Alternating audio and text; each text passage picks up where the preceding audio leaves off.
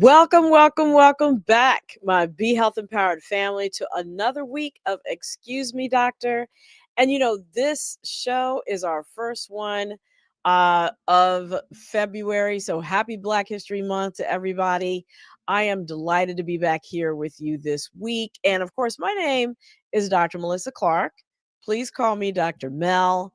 We are here each and every week to do the same thing, and that's to make sure that you have all the information that you need to make wise health decisions when it comes to your health, when it comes to the health of your family, and even your community. So, for those newbies who've never joined us before, please remember to go ahead and hit like if you're checking us out on Facebook, subscribe if you're checking us out on YouTube, and most importantly, because we are here for you, we want to make sure that you know to please put your questions, your comments in the chat so we can have that real-time dialogue. And to make that happen and really make it happen to its maximum potential, I have to have my incredible co-hosts, Miss Lila Mays, Mr. Wayne Bruce. How y'all doing? Hey, Hey, hey. happy Hey. happy Eagles Monday. Yep. Yeah. Congratulations to those birds. That's right. Those That's birds, right. Those crazy birds. They deserved it. They They dominated. did. So It was They a did. great yeah, game. They yes, played they ball yesterday. Yeah, it was a great game. It was a better halftime show for me. But it was a great game. I like Okay. football. And everybody can't win every time. But that's right. I was glad to see some guys who hadn't won in a while, hadn't won at that level become champions. And Jalen Hurts is one of them. He's a great player, young player. Absolutely. They were hungry. They made it happen. Just by chance, their fans got, people who are fans of them got a little, whatever they get from it. As you wear your Washington Commanders gear, Right. I'm just saying, well, Hail. is Happy Eagles Monday, is also Happy Black History Month. But February is also special because it contains a national holiday, and I'm not talking about President's Day. You What know you what I'm talking about? talking about? Mm-mm. I'm talking about the birthday of Miss Lila Mays. I mean, can we get some applause, some love in the chat for Lila? Happy birthday! Big up, big up. Thank you. Absolutely, we love you here on Excuse Me, Doctor. We celebrate your born day. It's Yeah. not Thank today, you. but it's in the month of February for anybody I who's curious. celebrate all month. So y'all send me some love. Send me some love in the Yeah. comments. Yeah. And listen, last but not least, it is both Heart Health Month and a month of love. And we here at Excuse Me Doctor are not going to let it pass unnoticed. We have a great show planned. What's love got to do with it? Your heart health and well-being. Hold on. Don't Right. let me go to my Tina where I take off my hat and the hair's everywhere. What? Hair was like this. It's not Tina without the heels, so I don't know. Yeah, Unless I'm you're not willing to getting do in. that. I'm not getting in. The hell if I get in heels. I'm sorry. I don't mean to say hell. It's just very hot there.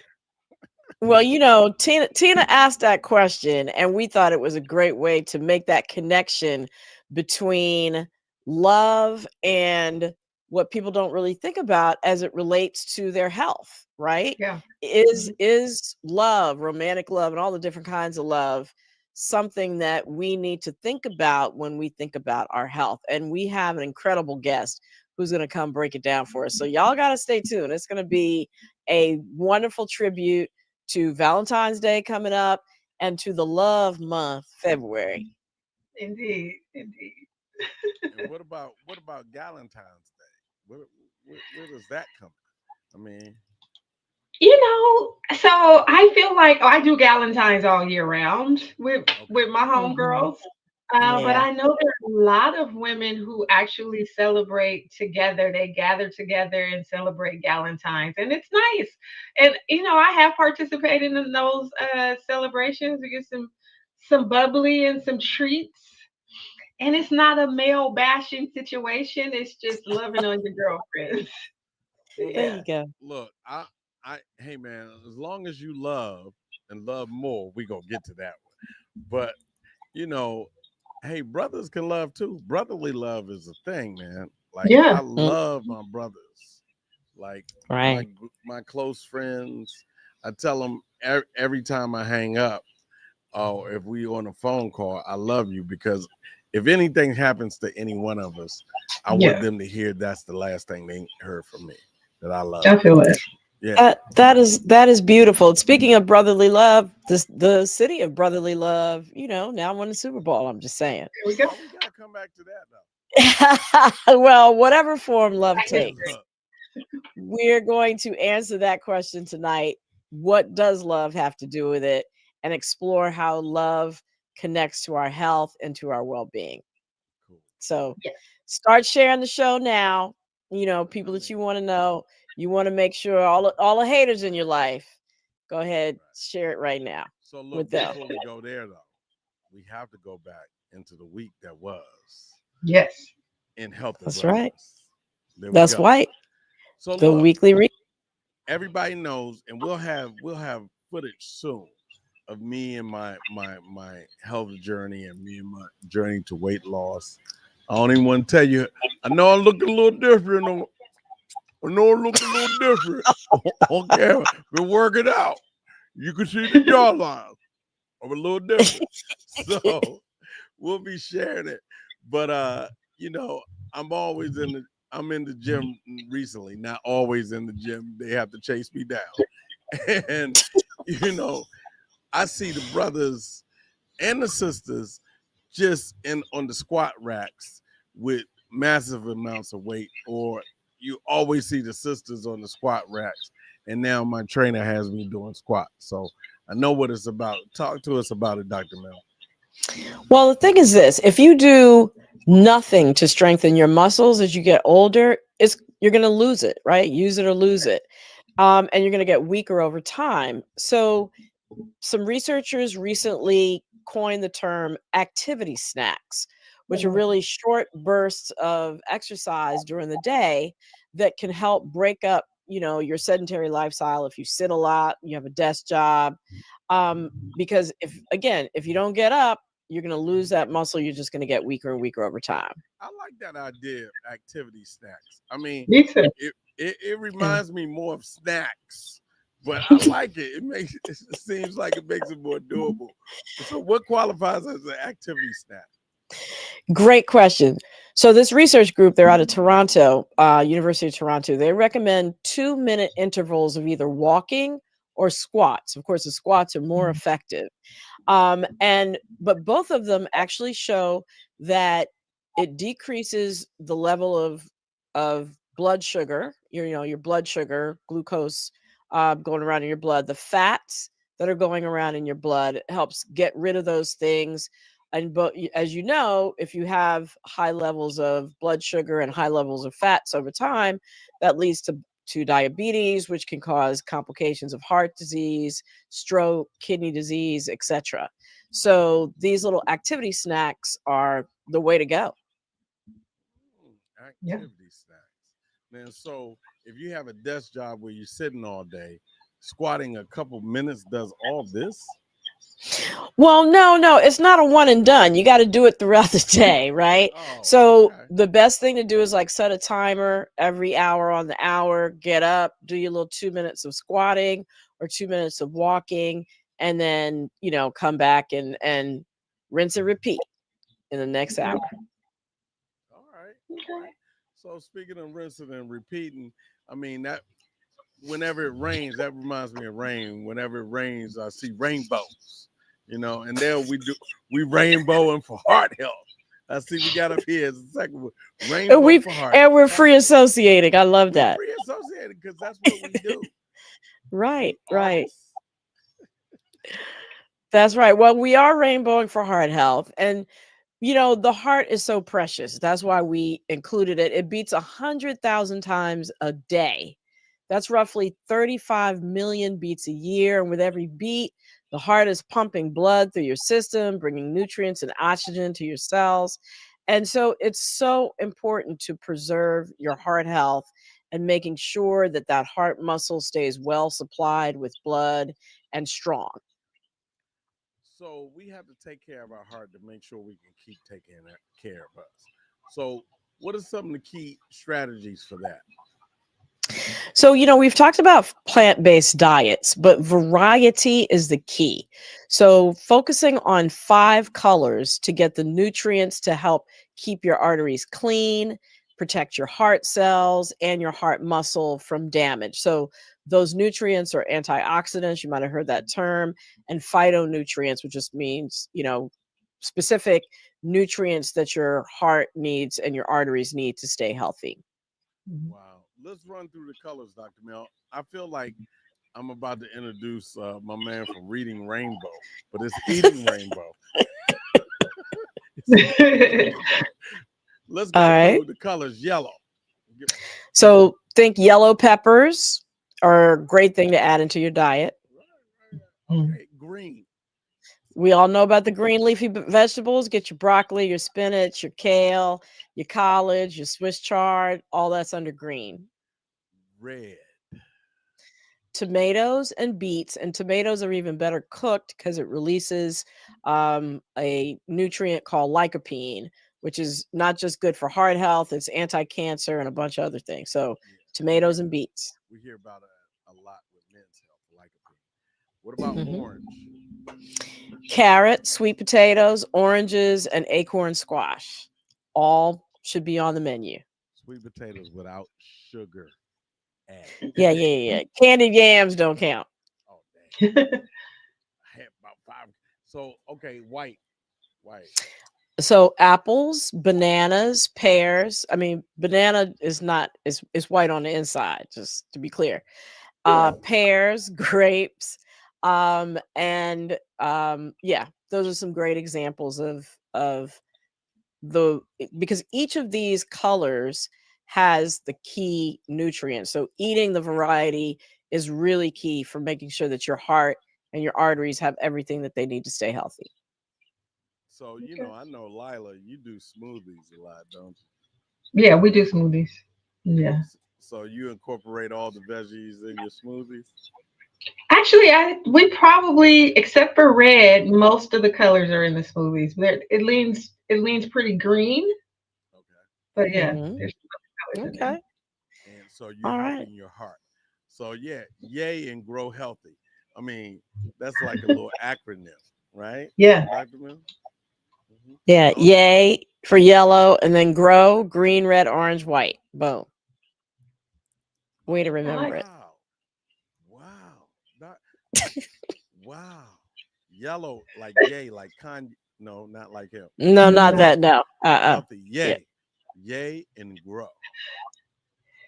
Yay and grow. All right. All right. All right. Moving on to microplastics in our health. So, Dr. Mill, I read an article recently that was really disturbing because so many of us are bottled water drinkers. And it's saying that scientists are increasingly finding tiny pieces of plastic all over our bodies, in our brain, blood, lungs, the digestive system, and even the placenta. I know that one's particularly concerning. Well, we don't know the full health consequences of these discoveries of these plastics in different places in our body, but we do know that there are chemicals in these plastics, and they can interfere with our hormones.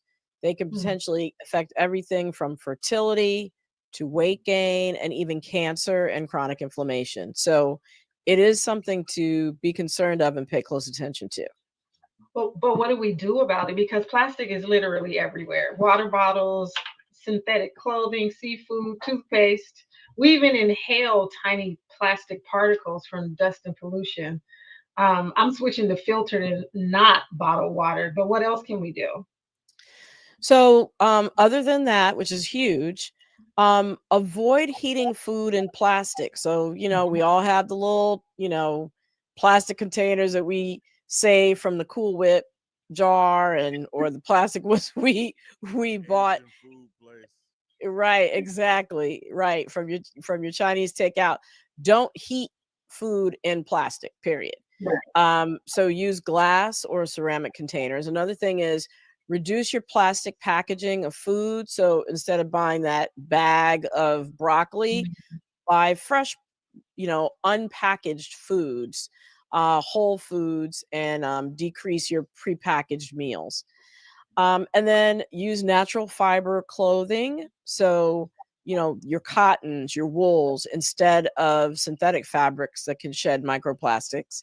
Mhm. And then two more, switch to plastic free personal care products.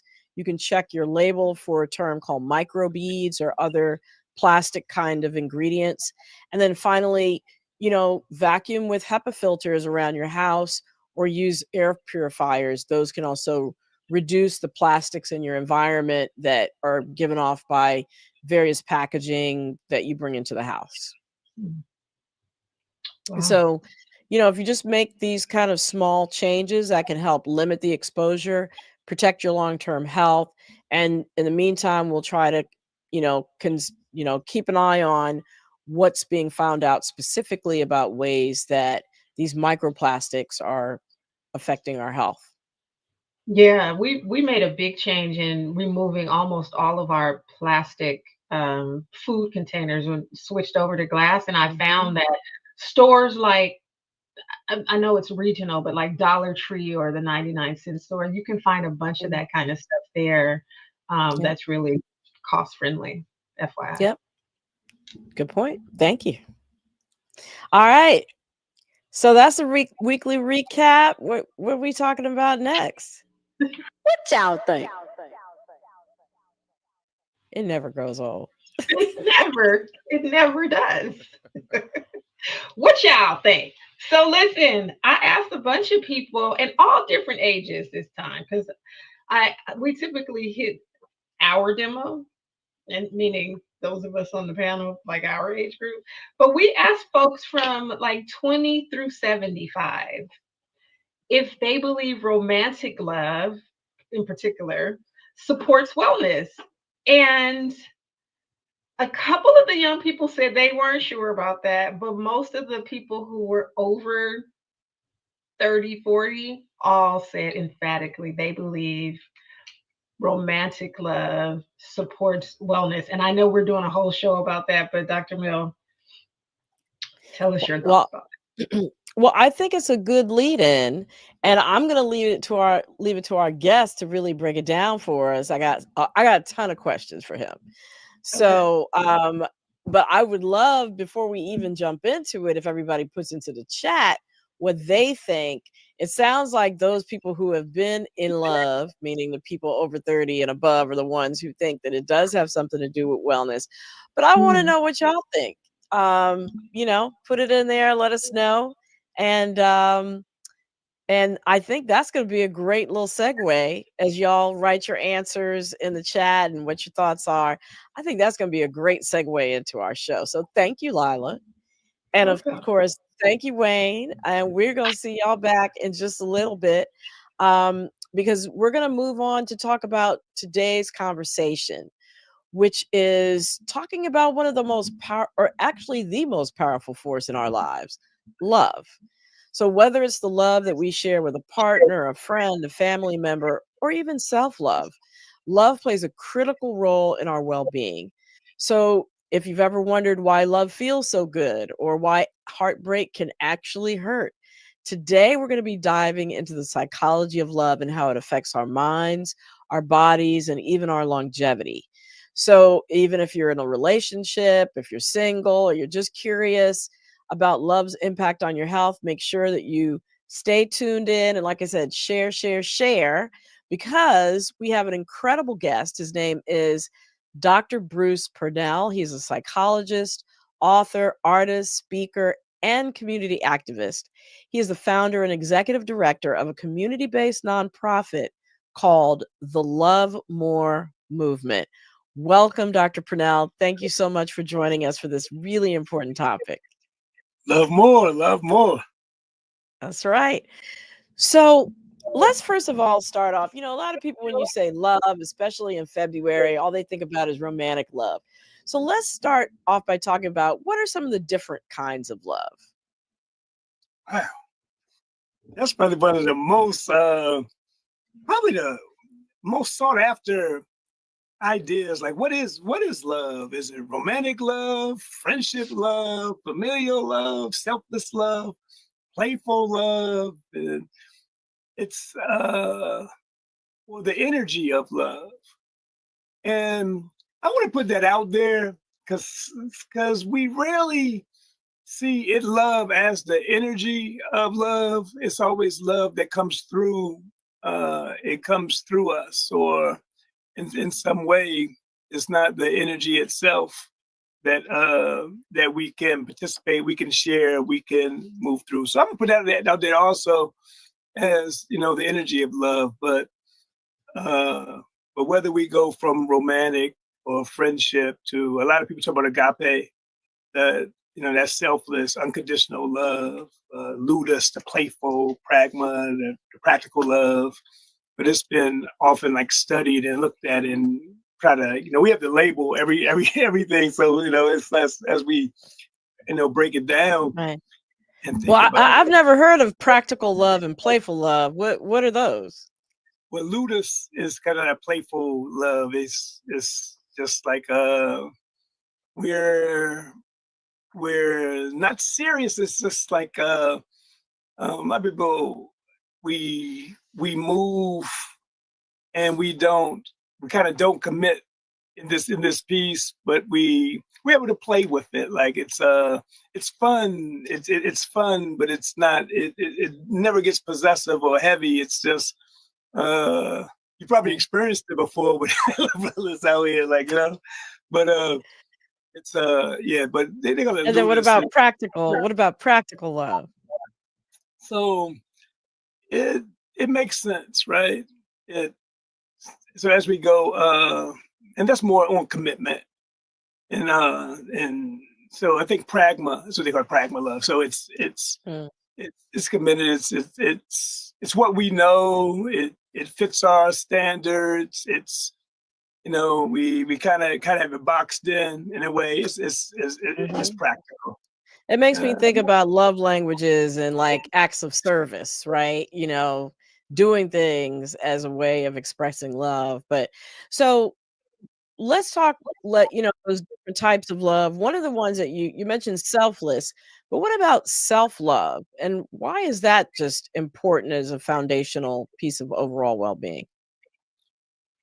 'Cause without self love, it's it's hard to move to any other form of love, right? And as we come through from a time that we're young and we understand it, and it's interesting talking to people about like when's the first time that you recognize the concept of love. And some people say, well, I knew the way my grandmother talked to me, right? The vibration of that. We knew what love sounded like. We knew what love felt like. But then it's like, okay, as we move in, so do I love me? Is it okay to love me? Also, it's important to understand when we learned that love was conditional or unconditional. Some of us love that we learned that there were conditions. So you were rewarded with love if you were in favor, or if you messed up, you were punished, and which was the absence of love. So we learned that there were conditions. And then, why should I love me? Is it okay to love me? In this area, like if you grew up in in probably most cities, we call it Joan in DC, right? You grow up and people are we exploiting each other's flaws as a culture without knowing it. And that can have such an impact that, Mhm. you can think that, wow, like I'm not valuable enough to be loved. You know, Right. It can be a traumatic experience for a lot of people. hey, Yeah. without even, we doing it for the fun of it. It's like a culture based on it. But it can be that it can take you away from self-love, and self-love ties into so many other things. Like even when we talk about depression and anxiety, or being able to psychologically move into another vibration, another energy outside of that. Like, like we have people through like the power of affirmations, right? And you say, well, what's the best, how do we, like, so, and as you start to speak to yourself a certain way, you start to understand, wow, like, I have to speak to myself through a love language first before I can expect the world to then, respond to me the same way that I respond to myself. That's really key. So, a lot of people struggle with self-love, and you mentioned affirmations. Is that a simple first step that somebody could take to try to improve their relationship with themselves, or are there others? Yeah, that's a wonderful first step. And so, exercise number one, the affirmation jar, right? Make yourself an affirmation jar. Take any jar, right, and decorate it, make it beautiful as you want to, right, and then start with your first affirmation and start filling it up. One day that you can go in and you're not feeling so well, and just start to read the affirmations that you have in it, right? That's a great exercise. It's great for children also, and for anybody. We have people doing that at the office place, like put affirmation jars around and then just randomly just put in affirmations, affirmative thoughts, and great things about people, and it means it changes our whole our state of being in a moment. It can change you from Mhm. just like a smile. Sometimes a smile, sometimes a smile can change your whole day. With the idea of love coming through, and now it's something really special about the energy of love having the power to transform every other energy. And something about love is just that powerful. So yeah, as you start, right, start with that piece of your first affirmation that So I starting, am yes. worthy. Yeah. Mhm. I like that. I am worthy as a place to start for self-love. And, a lot of people said, or you said just now, you cannot love other people without first loving yourself. And then we kind of started off by talking, Lila had the question about romantic love. And, many of us have felt that excitement of falling in love. What actually is happening to our minds and bodies when we quote unquote fall in love? What's going on physically with us? That you get dopamine rush. It's interesting, right? That you get the same kind of chemicals that are released in fight, flight, freeze, or fawn are released with love, like but in another way. You get serotonin, adrenaline, oxytocin, and dopamine, right? You get the rush, and the same way, and it's a feeling of euphoria.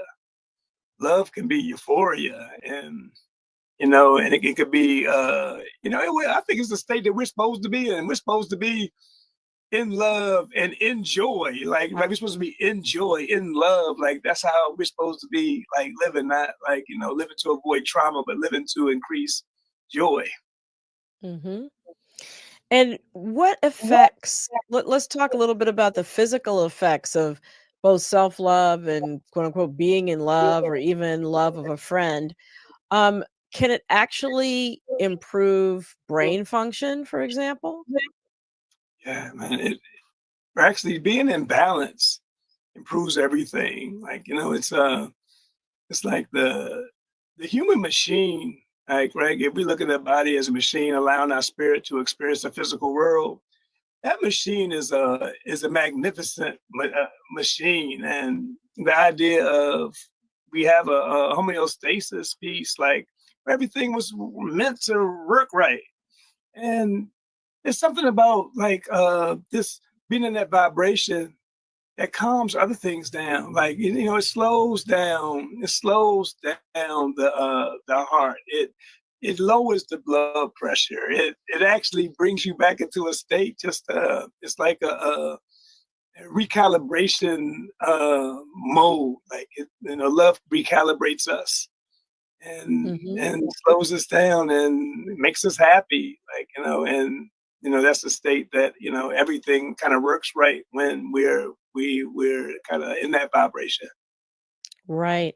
And so you mentioned like the fight or flight hormones. Love is almost an antidote to those high levels of stress hormones when we're chronically stressed, bills, the job, all that kind of stuff that are stressing us out. Love helps to rebalance that, and we know that those fight or flight hormones are associated with increasing levels of inflammation in our bodies, which can then lead to heart health. So in a way, love being the antidote to that is actually protective of our hearts, right?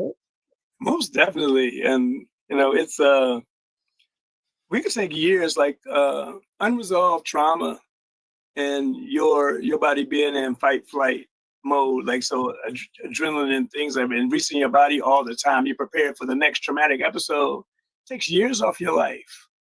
Mhm. Like, it takes years off your organs. It's like it wasn't, it's you never get to rest because you're always prepared for what's next. And yeah, that being the antidote, that piece goes in and resets you, recalibrates and resets the autonomic nervous system in such a way that, like, okay, like I can relax. I don't have to prepare for the next traumatic episode, and know that we're living in a traumatic narrative. If we're not taking it in, directly, we're taking it in vicariously, and if and through even our entertainment, we're bringing it in. We're watching it. We're listening to it. It's coming through all the different senses. So we need that antidote, a natural antidote to recalibrate. Yeah, absolutely. Now, I mentioned heartache, right? What about falling out of love and the grief that kind of goes with that? We know, for those of us who've experienced it, that it could actually physically cause pain if you get your heart broken, so to speak. Is it actually literally causing heartbreak? Yeah, it's like a heart attack, right? What's it called? It's a is it Takotsubo or something called something like they have a Yeah, I think name there for is a syndrome. Yeah, broken heart syndrome. cardiomyopathy or something, cardiomyopathy or Yeah. something like that. Yeah, it's it really is like heartbreak is like a heart attack for real. It has the same kind of it was like a panic attack, but yeah, it can heartbreak has all it has those different impact on the heart, actually on the heart, and the way that we recover from it.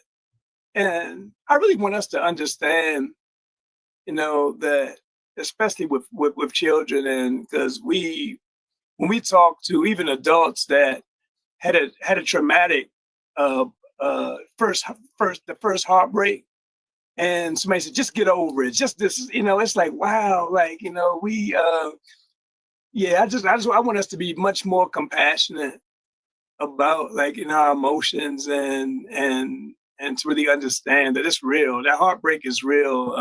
As a physiological piece that goes with that. It's not just something you just get over it. What you crying for and stuff like that. It's something to really think about. Yeah. Well, you actually it doesn't physically damage your heart, but it does feel almost sometimes like a heaviness in your chest, right?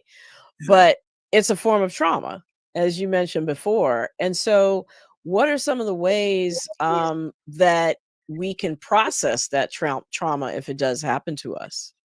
Mm. As we de-escalate, I love it back to the affirmations. Back to the breathing, like, um, Dr. Stevenson has a great one. He says, calculate, locate, communicate, breathe, excel. The idea of going in, identifying, releasing, and understanding that this life piece is emotional roller coaster, and we have to breathe. We have to acknowledge and be able to release, like, in real time. And life is happening really fast around us, and we're taking in so much stimulation, and a lot of it's really really negative. And even right now, a lot of brothers and sisters who were okay are finding themselves in a state of grief It's almost Mhm. like it's a little different than this, the romantic piece, but the idea of what you thought to be true changing quickly, like, and the impact that it has. So it has some of the same kind of symptoms and feelings, and chemicals are being released, and we have to address those. I think excellent point. That just rapid change can bring about that same sort of anxiety, that same sort of trauma. We know where a lot of people are going through that right now. And also experiencing the world where we're perceiving potentially hatred, frustration, anger.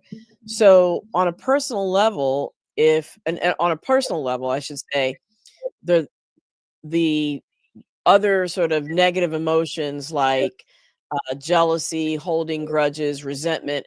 How does the sum total of these sort of negative emotions impact us psychologically and then possibly physically? Wow. Um, and especially when it becomes the norm. Unfortunately, like these kind of thoughts and feelings have become normative, and it it it puts us in that state because one, if I'm perceived that that's the way that you feel, then that's going to be paranoia already, and paranoia is going to lead me to be in a state of fight or flight because I now have this uncertainty about how I'm being viewed, and it's a thing called the looking glass self. The way I perceive others that are looking at me is what I believe that the way they're looking at me, and it's no way out unless I can release this piece, and we take it in like all the time, especially in times of uncertainty like this. Like, it's like we're competing for survival almost. And so in that survival mode, like you have some survival mode, traumatic narrative, all the different pieces that lead to anxiety and depression. And now you see anxiety and depression are almost so normative that we're just like, it's we don't even shake our heads. Oh, anxiety, we just, we prescribing things for anxiety and depression all the time, or both bipolar. Like we're getting that like exponentially higher than we used to. Yeah. Well, it reminds me of that study that I quote often about Black men who experience racism and allow it to affect their self image. And they looked at their DNA and it showed that they had actual damage to their DNA that was accelerated compared to people of their similar age group versus Black men who experienced racism who didn't accept and allow it to transform their image of themselves, which one might consider self-love, right? Did not have that same damage to the DNA as the first group. And so as we're thinking about really sort of forming that protective covering, if you will, as we experience the negative emotions that are going on now and think about that self-love and maybe the role that other forms of love play in our life, how can we go about bringing more love into our lives if there's, one way that you can suggest to do that? If we The if we were to protective of love. if, I'll put it out there like we were that. to think that our thoughts were prayers, if we think that our thoughts are prayers, then we would understand then what we think, because we think before we speak. So how we actually communicate with each other, what we call each other, the words we use to describe, like, are they hurtful? Are we building each other up? When we start building each other up, like we start to speak affirmations to each other and to ourselves, that ends up being the force field around it. Like, everybody responds to a certain way. Like if you were sick, you would heal faster because hope does that. Like, it's connected to that. This piece of love and hope and trust and these different pieces, they're like a force field around everything else. So what we can do initially, let's start loving each other, like, and not just in concept, in action. So, how do you speak to something you love, even if it's yourself? If you love yourself, then talk to yourself that way. And if you give love, then speak that way. Like, don't speak venom and say, "Oh yeah, I love you," and then the words that we use. We did an exercise, and it was 12 o'clock in the afternoon, 6 o'clock in the evening, and 10 o'clock at night. We had to write down the words, nothing else, just write down the words that we used to talk to each other. People were in tears. They couldn't even express, because they didn't know that they were actually saying the things they were saying or hearing the things that they were hearing. And that was the environment, like, that was set for for the children. Even the music we listened to, what we watched, what we ingest in. They say we are what we eat, we are what we see and hear also. Wow, that's very powerful. So, thinking of love as a diet, being very cautious about where your thoughts are and what your self speak is, what you say to yourself, and then what you say to others and what you surround yourself with. Very powerful. I want to bring Wayne and Lila back in to see what's going on in the chat. What people have said about linking romantic love to well-being and all that good stuff. So what do we have, y'all? I'll go first. Okay. We have a comment from Marita Coley. I believe I'm pronouncing your name properly, Marita Coley, and she says, "I have learned that if you want to be with the right person, become the right person, as we attend to attract where we are in life." Most of what I've learned from my grandmother, who said, "The big smile you give someone might be the only one they get always." Very powerful. Yeah, That's right. And it could make all the difference in the world. it really could. I think I know we have guests, but I feel like that's something that we should really be conscious of walking the streets, going into our offices, in the grocery stores. It costs us nothing to smile at someone and to speak. Those are the little things that we can do to change the environment. That's right. That's right. Dr. Purnell, you said something at the top that really resonated with me. I do have a question, but I just want to acknowledge this about how we experience love initially as babies from our parents and our grandparents. And there's a story that I heard about me when I was a crying baby. Apparently, I cried all the time. And my grandmother used to say to me as an adult, like, "You used to cry all the time," and I could not imagine. You had the warmest bed, the warmest blankets, and you just kept crying. But I think about that when I'm sad, like being swallowed in her arms or being in her quilts. Those are the things that I go to when I need to feel comforted. It's that frequency that you mentioned, that we sort of connect back to from childhood. So Dr. Purnell, how closely are love and forgiveness connected in terms of our well-being? First cousins. First cousins, definitely. Like, the and it's so hard, as a black man. Like, I was taught that forgiveness was soft. Hmm. That's what I was taught. Like, you didn't, we held grudges. I remember being at a cabaret later, and they played James Brown, The Big Payback.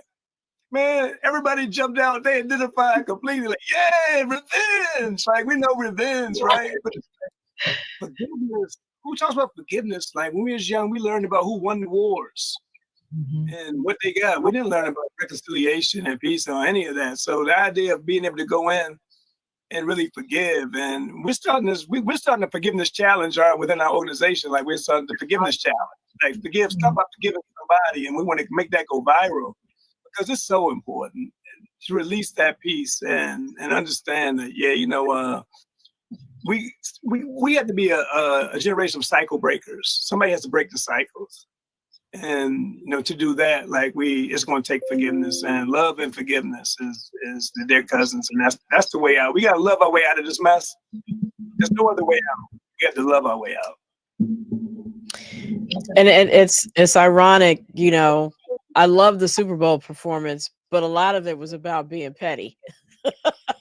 and how we sort of are holding that up in our culture right now, as opposed to forgiveness. So I think that's a very timely observation. I know, for example, in South Africa, the way that they dealt with the end of apartheid and the Truth and Reconciliation Commission, all people had to do was come and say, I'm sorry, and they let them off the hook, right? So, and people thought that that was just so um, ridiculous, like not enough to punish people for what they had done.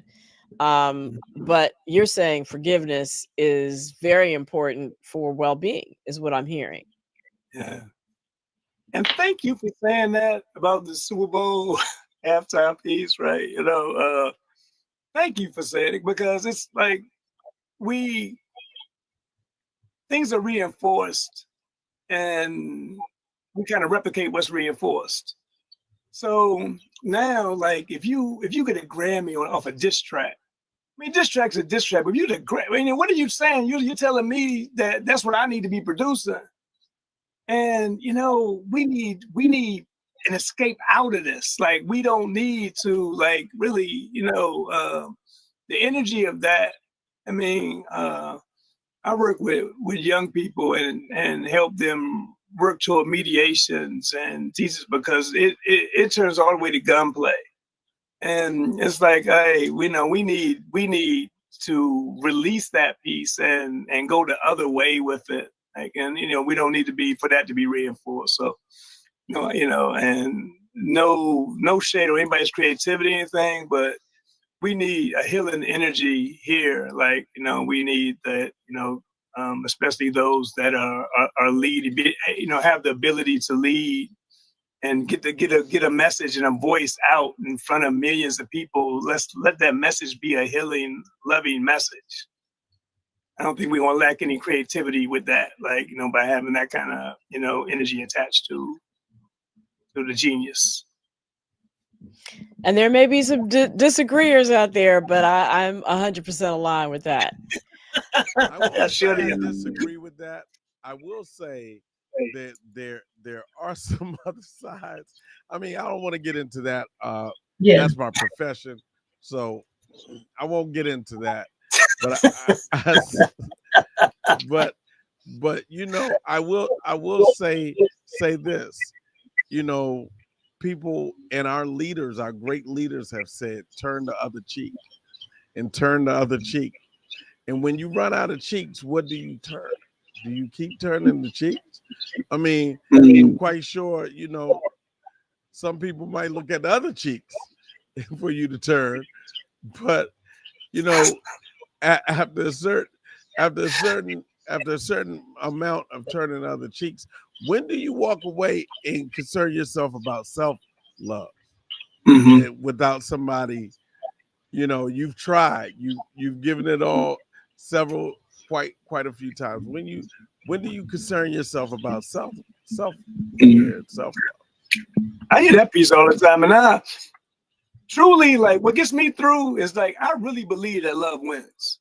Truthfully, I believe that love wins. Like, so it's the energy of love, and I believe that the pain of the body can get to the spirit, and then we enter, like, and it ends up being I'm working through that piece of the body. But if spirit leads, it's almost, not that it's irrelevant, because, like, I got to deal with it, but now I'm like, really, it'd be so, it almost becomes, the beasts become petty. Oh, when you really, like, break it down to, especially as a tribe, what we've dealt with,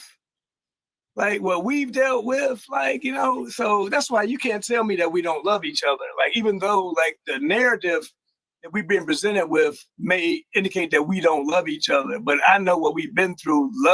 We've loved each other through all kinds of stuff, man. They say we don't trust each other, but I know that brothers and sisters went from Maryland Eastern Shore to Canada on foot, had to trust people they don't know all the way. So it's like, you can't then come back and tell me that we don't, because, like, so I'm for forgiving. I'm giving everybody a pass, and I'm asking to be my atonement. Look, anybody I've ever hurt, please forgive me. Like, you know what I mean? I'm gonna forgive everybody that did anything to me. And we can squash every beef that fast. In one moment, we could squash all the beefs just by being like, hey, man, we gonna go from here. We'll give everybody a pass, and we're gonna roll from here. So I'm for that, man. I'm 100% for all forgiveness, man. I'm forgiving people fast as they do something to me, because I don't want to hold that weight. Oh, I'm not there. Now I'm a forgiver. I forgive, but you might get yeah, you might get some real nice words. Well, I think, and we're philosophizing now, just to be clear. But Yeah. I think that if there's a line that's drawn, right, you can still forgive and then remove yourself from that situation or from that person. So to Wayne's point, where does the self-love start? Where does the self-protection start? You can still forgive and move on. Yeah. The question is, do you need to retaliate? Which is what I was originally talking about. It's forgiveness versus retaliation. That was the dichotomy. Yeah. Okay, that's a distinction. Forgiveness. Yeah. Okay. Well, so let's get the audience back in here. We got any other? As we're going on our philosophizing, right? Look.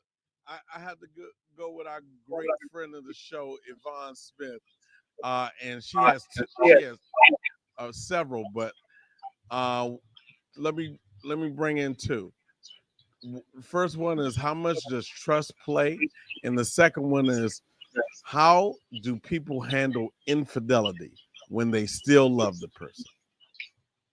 Ooh. So I want to jump in before the doctor, because I feel like this, Yvonne, until people have given us a reason not to trust them, we should lead with love and trust until we are given a reason to do otherwise. Staying in that energy of love, which is protective of our bodies. Love more. Mm-hmm. Love more. And I would say, like, one of the most important pieces that I found over time has been brave space. Like, I don't even say safe space anymore. It's creating a brave space, because I can say, this space is safe, but I don't mean that. Brave space when we really could be open and honest about how we think and feel with no judgment. And, love, man, like, you'd be surprised, like, why we do what we do. Like, because if I can't share with you what I'm thinking and feeling, who knows? Like, most of the time, it wasn't the absence of love piece. It was some kind of more a validation piece that, as a man, I needed. It wasn't even that, like, and if I could talk to you really honestly and without being judged, we probably could get past that piece, like, and it's something that I stress hard now, because I see, like, I talk to couples that really never been honest with each other because they never thought they could. Well, honesty is brave. It's brave to be honest, because we're just not used to being honest, like, for real, like, because it's always it's consequences and a lot of times punishment for being honest. And if we break that piece, we could go a long way. So, like, I would say, let love be love. Figure out why, like, and don't talk to caterpillars about butterfly situations. That's right. Because you definitely get a caterpillar answer. And until you know what it's like to fly, like, you really can't, you can't speak from the lens of a butterfly. Come on now. You definitely can't pimp a butterfly.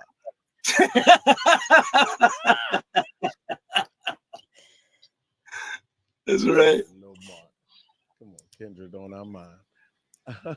Lila, you see it? You want to go too? She had a part two. You had a part two. I had that part too. I had, how do people handle infidelity when they still love the person? Yeah, I just talked about. Yeah, that's what I just talked about. That was part two. So, okay. Here's I'm gonna bring up Tanisha Miles.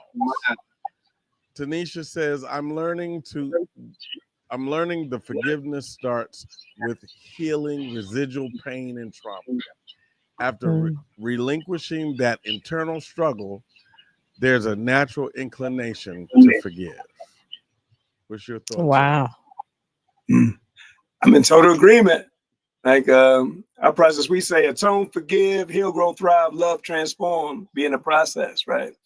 Because once you atone, you figure out you hurt somebody as much, it grounds you in forgiveness. Because he's like, yeah, we've all hurt people and we've all been hurt. Like, what if we can move to that piece of just understanding, like, so yeah, I agree.